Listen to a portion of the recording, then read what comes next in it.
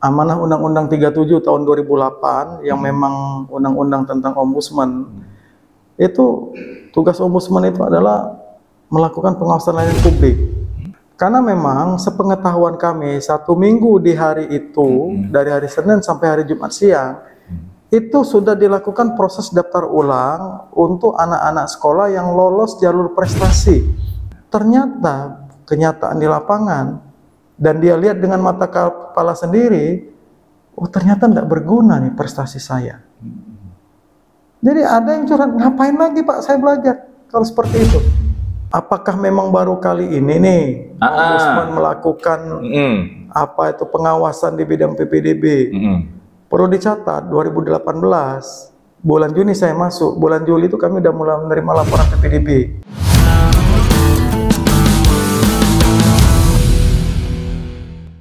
Assalamualaikum warahmatullahi wabarakatuh. Salam sejahtera untuk kita semua. Ketemu lagi dengan saya Surono di podcast Ruang Tamu Rumah Kebaikan. Alhamdulillah wa syukurillah. Hari ini pagi-pagi habis hujan didatangi langsung. Ini tokoh yang lagi viral. Tapi viralnya bukan hal yang negatif kalau menurut saya, tapi demi kebaikan bersama untuk masyarakat Sumatera Selatan.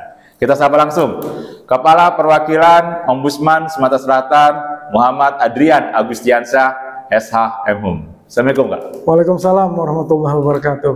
Sebelum ke sini beliau podcast duluan tadi di salah satu studio televisi swasta lah Kak ya. Inilah mungkin kesibukan beliau sangat padat. Saya ingin ngobrol santai dengan beliau dari yang paling dasar.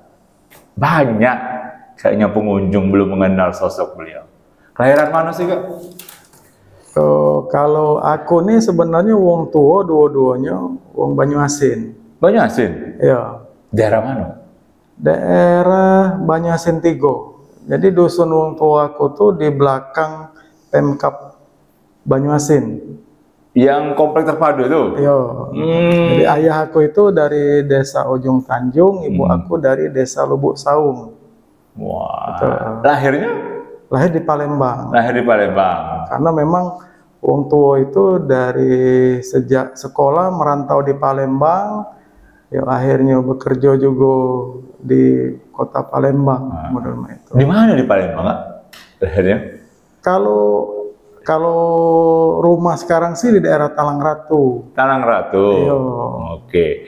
Kita ulas ini kan menjadi sebuah meraih jabatan kepala perwakilan ombudsman kan pasti punya jenjang karir pendidikan juga yang harus dilalui dengan baik oleh beliau. SD, SMP, SMA, kuliah di mana Kak?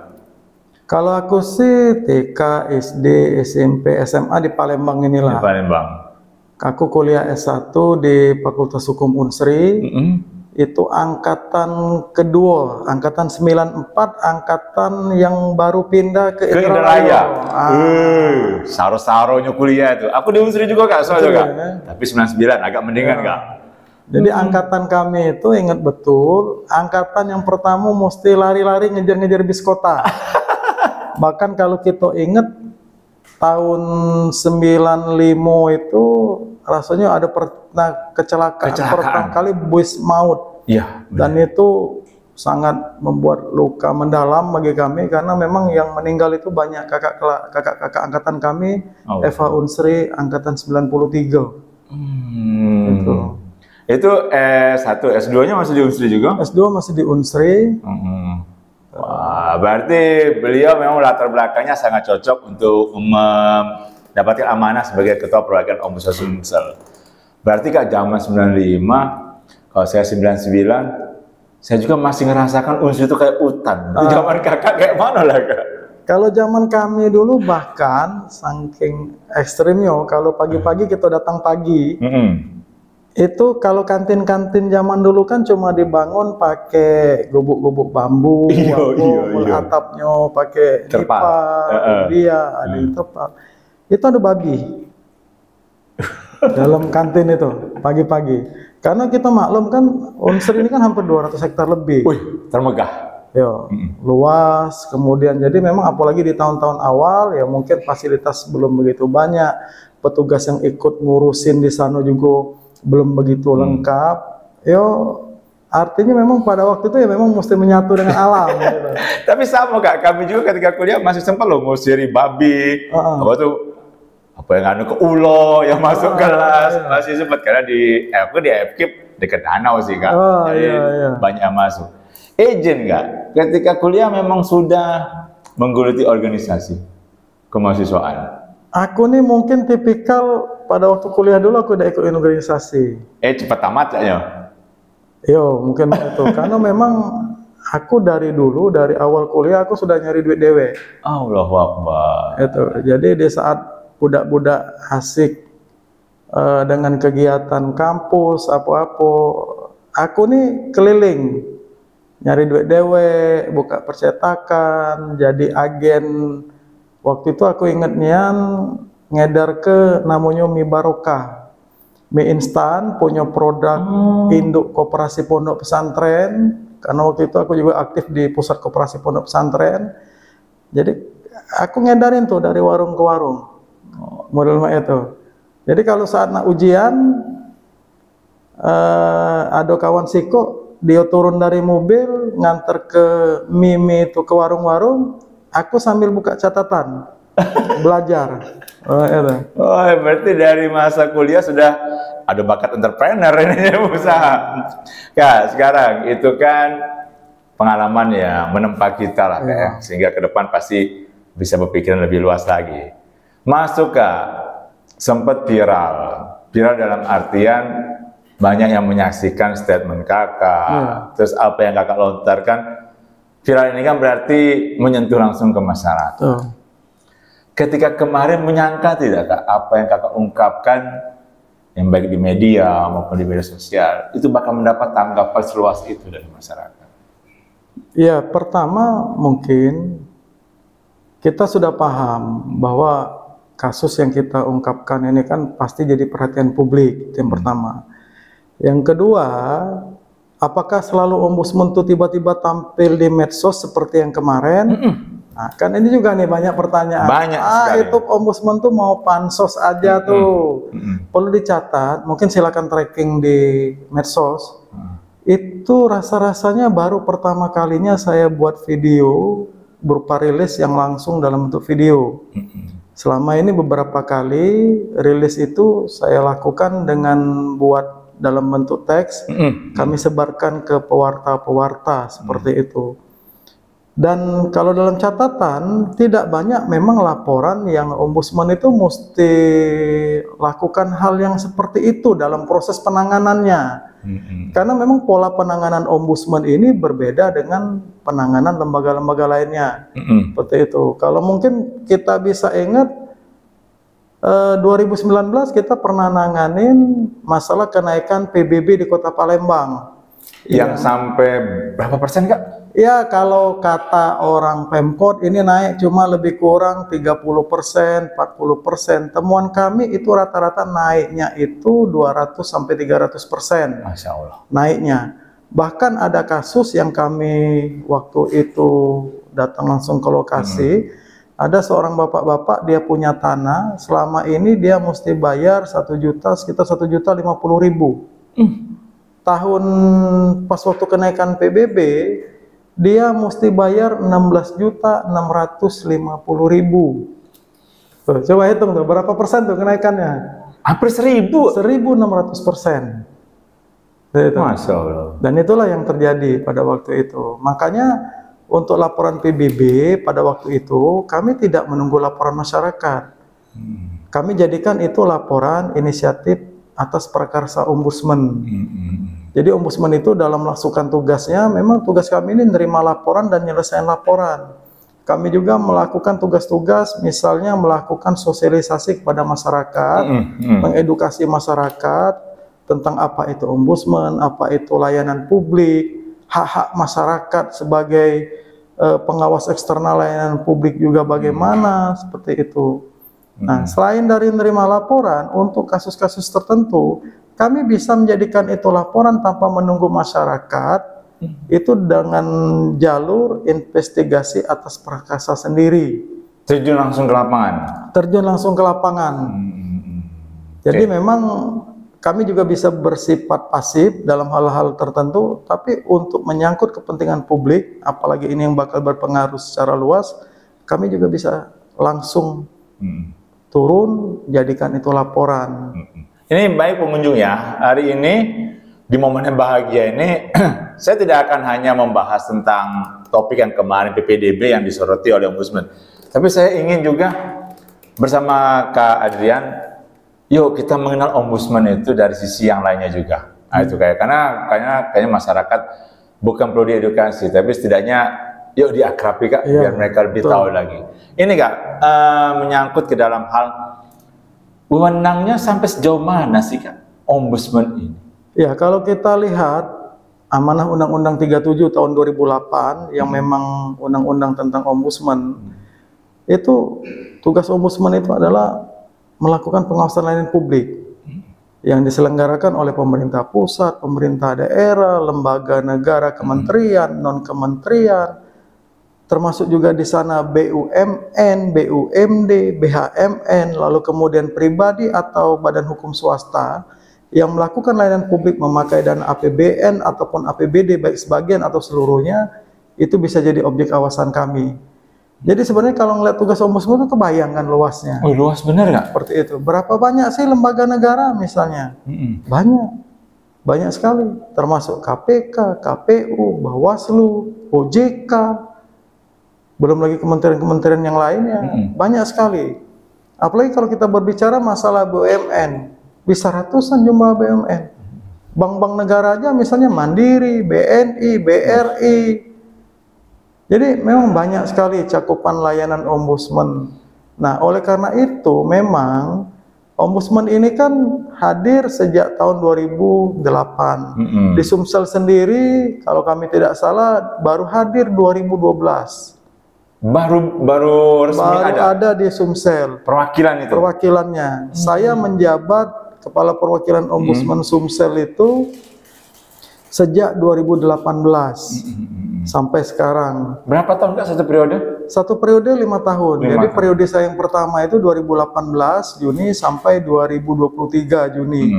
Alhamdulillah kalau di Ombudsman itu untuk periode kedua dia tidak perlu pemilihan ulang. Tetapi hanya dilakukan review namanya 360 derajat.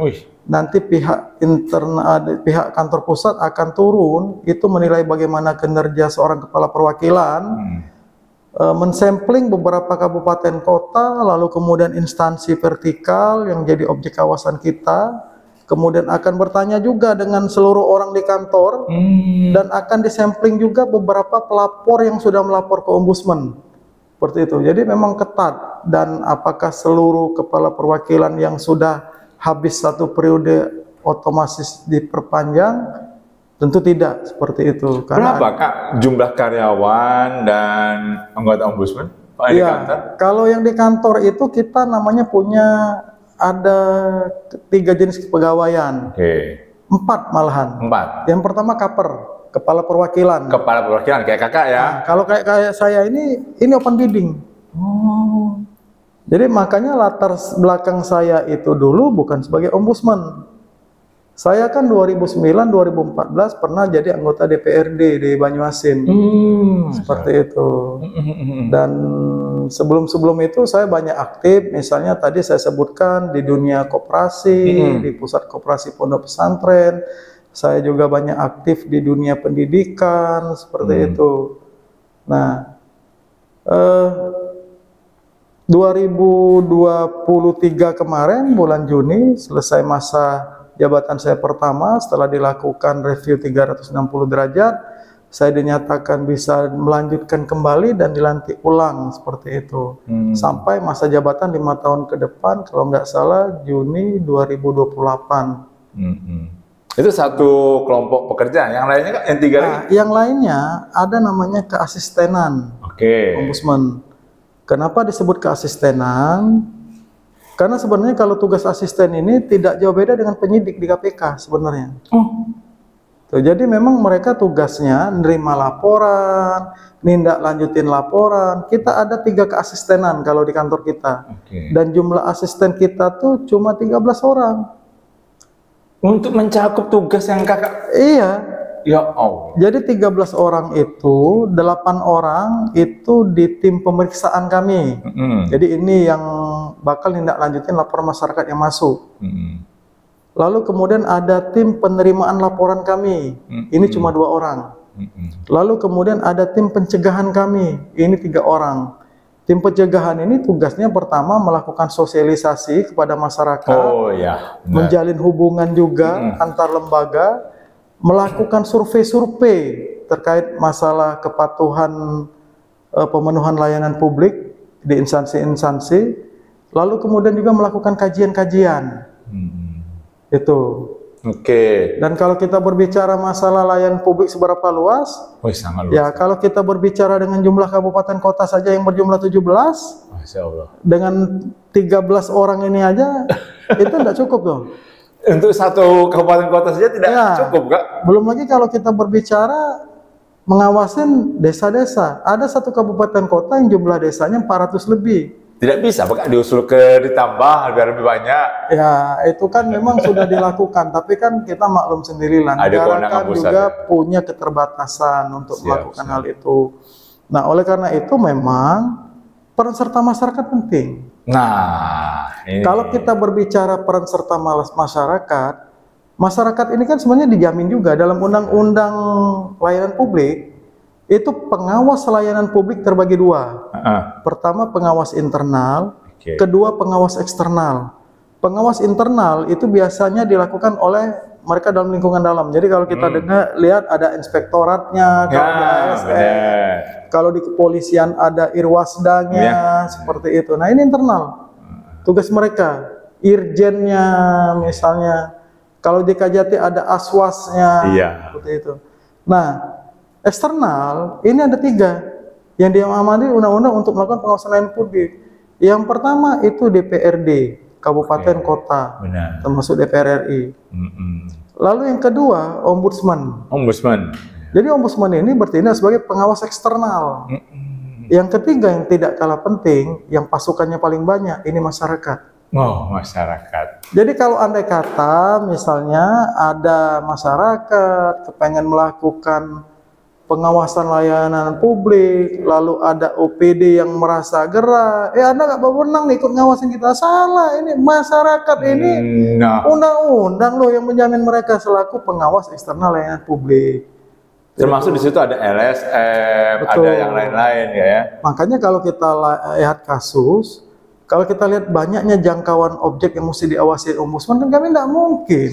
Bagaimana mungkin kami bisa tahu buruknya layanan publik yang terjadi di sebuah desa yang jauh di sana? Iya, Kak, ujung-ujung ke ujung. Itu kalau tanpa peran serta masyarakat ikut mengawasin dan melaporkan buruknya layanan publik itu. Kami dan berhak melaporkannya ke ombudsman. Berhak, memang seperti itu. Kami ini kan kayak tiba-tiba, karena nomor handphone aku nih siapa bisa nelfon aku. Itu.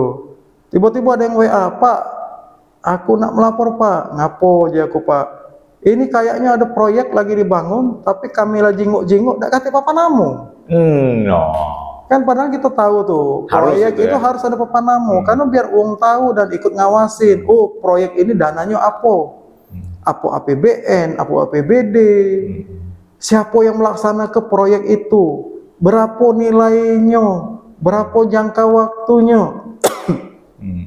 Nah itu mesti tertera. Ini berarti masyarakat ini informasinya sangat baik sekali. Ombudsman memang membuka ruang lah untuk masyarakat memberikan. Kak, kita minum dulu Kak. Iya. Karena ini kita mulai masuk ke pertanyaan yang kemarin ya. Mau tidak mau harus saya tanyakan Kak, karena ini banyak yang Kak yang WA ini. PPDB jadi sorotan ombudsman, terlepas dari yang lain menjadi sorotan utama juga. Kayaknya PPDB menjadi yang kemarin kakak alasan untuk memvideokan itu tuh kan jarang nih. Benar, saya kan biasa dapat rilis nih ngobrol. Kenapa Kak sampai harus memvideokan dan menerangkan secara bentuk visual? Ya, pertama tadinya saya berpikir bahwa itu akan kami buat rilis, bahkan mungkin setelah Lebaran lah seperti itu. Oh iya. Karena kan ingat itu hari Jumat terakhir kantor masuk. Oh, seperti itu. Saya lupa tuh tanggal berapa itu. Iya benar-benar nggak? Itu pertama. Yang kedua, kenapa akhirnya saya putuskan untuk dilakukan malam itu? Karena memang sepengetahuan kami 1 minggu di hari itu, dari hari Senin sampai hari Jumat siang, itu sudah dilakukan proses daftar ulang untuk anak-anak sekolah yang lolos jalur prestasi. Saya membuat video rilis itu malam. Kami luncurkan kalau nggak salah sekitar jam-jam 9-an malam, seperti itu. Dalam logika kami, proses daftar ulang itu udah selesai. Iya. Orang nggak mau lagi nih nerima daftar ulang, apalagi pasca lebaran, kan seperti itu. Apalagi sesuai aturan memang sudah dikasih waktu selama hampir lebih kurang 5 hari untuk melakukan proses daftar ulang. Nah, secara logika, apa yang kami lakukan malam itu tidak mengganggu proses yang sudah terjadi. Daftar ulang sudah selesai dan lain sebagainya. Makanya pada waktu video rilis itu saya cuma minta khusus jalur prestasi. Khusus jalur prestasi. Kalau yang jalur lain karena memang adalah memang jalur zonasi juga laporan ke kami ada 1-2 kalau nggak salah. Tetapi itu tidak seperti data yang kami temukan di jalur prestasi. Ini kan berangkat memang dari laporan masyarakat yang masuk ke kami pasca pengumuman tanggal 31 Mei. Oke, benar. Itu diumumkan, lalu kemudian beberapa hari kemudian kami mulai menerima banyak laporan masyarakat. Ada puluhan laporan masyarakat yang masuk ke Ombudsman. 95% itu laporan itu melaporkan sekolah-sekolah yang ada di Kota Palembang. Ada cuma 1 di luar Kota Palembang. Dan laporan-laporan itu kami klarifikasi semua ke sekolah. Jadi kami ini udah datangin semua pihak-pihak sekolah. Nah, di sana kami menemukan misalnya yang melapor ini rata-rata mengeluhkan masalah prestasi. Pak, anak saya itu dapat nilai 970. Dan itu sudah diverifikasi. Karena begini, proses verifikasi jalur prestasi, anak-anak itu mengupload dulu seluruh dokumen. Ya, benar. Di aplikasi. Setelah mengupload dokumen, mereka nanti akan diminta, nak, kamu tanggal sekian datang ke sekolah. Bawa seluruh berkas asli kalian. Ijazahnya, rapotnya, kalau ada misalnya tahfiznya, bawa juga, kita verifikasi langsung. Nah, pada waktu verifikasi langsung, apakah seluruh piagam yang disertakan itu bisa dinilai? Kan tidak juga. Karena ada juga misalnya menyertakan piagam, dapat penghargaan dari Presiden RI, karena berpartisipasi ikut misalnya sebagai peserta Paskibraka pada waktu 17 Agustus. Atau sebagai peserta yang ikut menari memeriahkan pada waktu 17 Agustus di Istana Presiden. Oh, ini Presiden loh yang tanda tangan. Ternyata tidak bisa diverifikasi karena memang secara aturan yang masuk prestasi itu yang lomba-lomba. Lomba tingkat kabupaten, lomba tingkat provinsi, lomba tingkat nasional, lomba tingkat internasional. Makanya kemarin ada juga yang mengeluh dengan kita, Pak, itu anak saya tingkat kecamatan juara. Sama sekolah nggak mau dipakai, ya mungkin wajar karena secara juknis yang dibuat oleh Dignas yang bisa dilakukan verifikasi untuk masuk data itu cuma minimal tingkat kabupaten kota atau provinsi atau nasional atau internasional. Tapi dalam bentuk lomba. Itu. Terus ini Kak, ini kan ada satu langkah yang banyak dipertanyakan, termasuk beberapa kepala sekolah yang mungkin ini baru kejadian pertama atau sudah sering dilakukan, memanggil seluruh kepala sekolah ke Ombudsman. Apa sih Kak yang dipanggil? Ngobrolnya apa sih Kak? Saya sambung dikit yang tadi. Dan memang hasil klarifikasi kami ternyata laporan itu terbukti. Hampir 80% laporan yang masuk di Ombudsman itu setelah kami lakukan klarifikasi terbukti. Oh, ternyata anak ini memang semestinya masuk.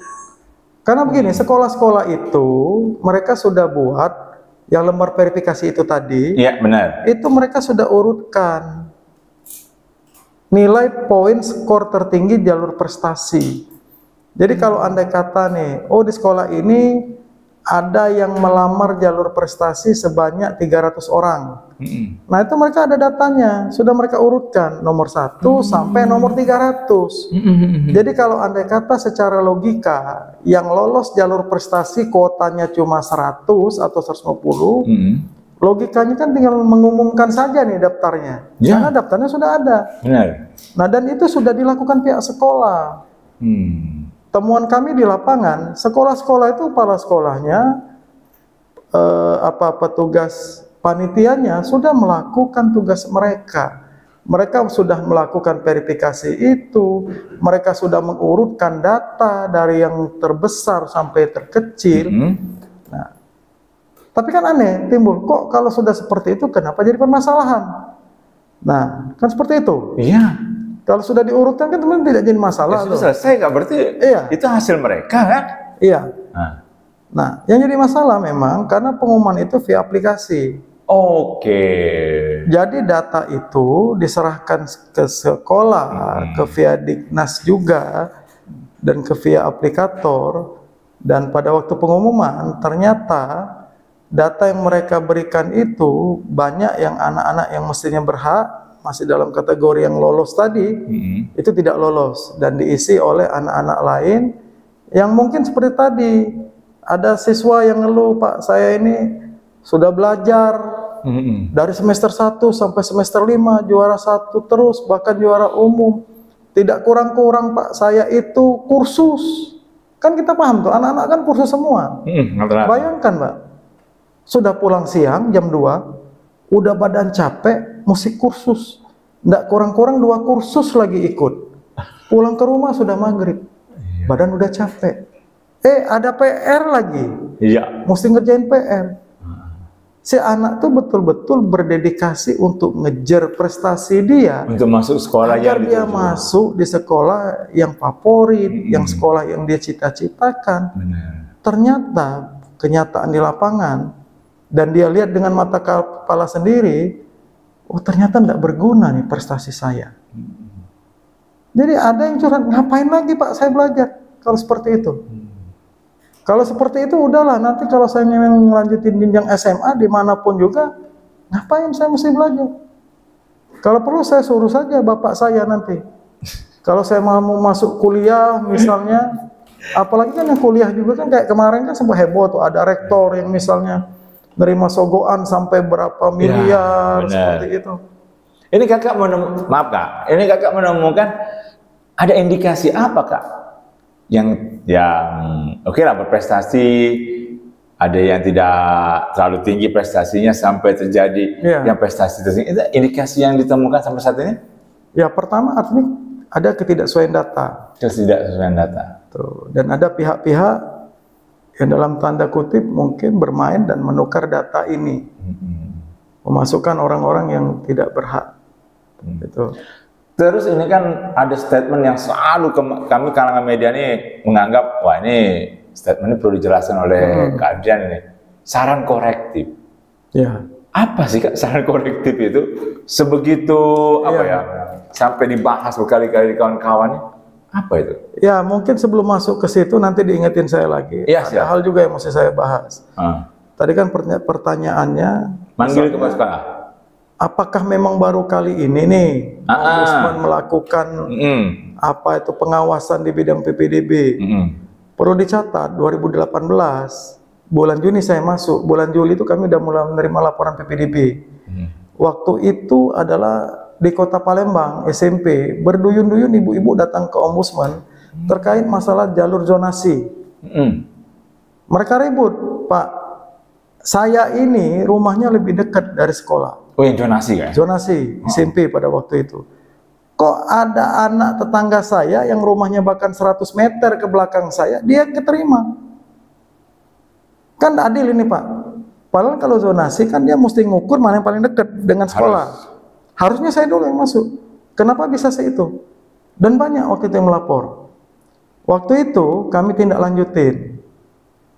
Nah, pada waktu kami tindak lanjutin, akhirnya kami juga menemukan bahwa pada waktu itu sekolah memang tidak begitu paham bagaimana menghitung jarak. Jadi ada sekolah itu pakai Google Map, alamat kamu di mana, di sini, pakai Google Map. Kan Google Map itu kan dia nyelusurin jalan. Ya. Ada anak sekolah yang di belakang persis sekolah, dia nggak masuk. Kenapa? Karena begitu di Google Map, jalannya muter. Oh, Iya benar-benar sih. Ya, panjang. Ada yang kayak gitu. Panjang. Ini kan pasti nggak masuk nih. Makanya pada waktu itu kita panggil Dignas kotanya, kita sarankan, Pak, kalau untuk mengukur zonasi, ini ada aplikasinya di Google itu. Dan ini bisa kerjasama dengan pihak aplikator, pihak ketiga. Sehingga nanti orang begitu memasukkan data NIK-nya, akan langsung terdetek titik rumahnya di mana, dan dari aplikasi itu langsung akan menghitung radius. Sehingga akan ketahuan secara radius berapa meter orang ini. Dan alhamdulillah 2019 clear masalah zonasi di Kota Palembang. Seperti itu. Jadi itu yang kami berikan. Karena kalau andai kata kami tidak melakukan saran korektif, nah yang Anda tanyakan tadi, ini berarti itu salah contoh saran korektif. Salah satu contoh saran korektif yang dilakukan oleh Ombudsman untuk memperbaiki entah itu aturan, entah itu regulasi dalam proses pelayanan publik. Itu dilakukan. Kenapa tidak begitu terdengar 2020, 2021? Kita paham 2020 itu COVID. Oke. 2021 COVID juga. Benar. Enggak elok juga kalau karena Ombudsman masuk di sektor pendidikan, berkoar-koar masalah pendidikan, yang pada saat itu untung-untung sekolah itu masih bisa melakukan pendidikan. Benar. 2022 itu masa relaksasi. Ya, pemulihan ya. Baru pemulihan. Benar. Apakah kami sudah mendengar hal ini? Sudah. Tetapi memang jujur, dengan kepala dinas yang lama Pak Reza, itu komunikasi antara Ombudsman dengan Pak Reza itu cair. Jadi beliau ini memang tipikal orang yang sedikit-sedikit dia komunikasi dengan kita. Dan ada hal-hal yang kecil itu kalau kita telepon beliau, dia langsung tindak lanjutin. Tidak jarang beliau langsung tuh yang tanpa diundang Ombudsman datang ke kita, melaporkan di kita. Kalau ada potensi masalah, dia nggak bisa hadir langsung, dia utus kabit-kabitnya. Nah itulah kenapa pada waktu itu masalah yang kecil-kecil tuh nggak sampai besar. Apakah ada pelanggaran pada waktu itu? Ya ada. Tapi kami kan bisa milah nih, oh ini masih dalam tahap yang wajar nih. Oh ini lagi kondisi seperti ini. Nah 2023 pasca beliau memang tidak lagi yang dijabat oleh Pak Sutoko, jujur saja kami kehilangan komunikasi itu. Dignas itu biasanya setiap tahun sebelum memulai PPDB, mereka menyerahkan seluruh dokumen ke Ombudsman. Baik itu data daya tampungnya, baik itu regulasi PPDB-nya diserahkan ke Ombudsman. Sehingga awal-awal kami sudah bisa mempelajari dan bisa melihat. Nah, 2023 itu tidak ada. Dan kebetulan memang pada waktu 2023, karena kami pikir ini suasana sudah normal, dan laporan juga banyak masuk pada waktu itu, makanya akhirnya kami langsung sidak ke sekolah-sekolah. Oh, jadi ini Kak, kembali ke saran korektif tadi. Apakah saran korektif itu harus diikuti oleh pihak-pihak yang diberikan saran korektif?